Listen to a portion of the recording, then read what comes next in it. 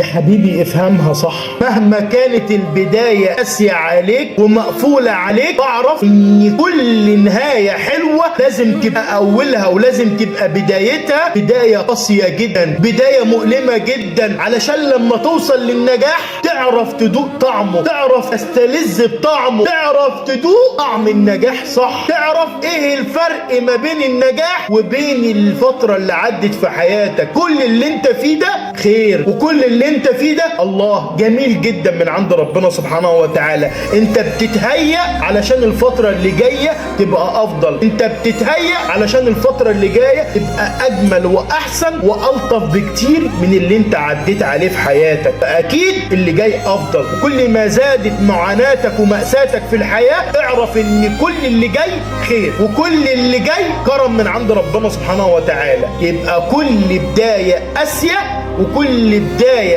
متعبة لازم تبقى نهايتها خير وفرج وكرم من عند ربنا سبحانه وتعالى.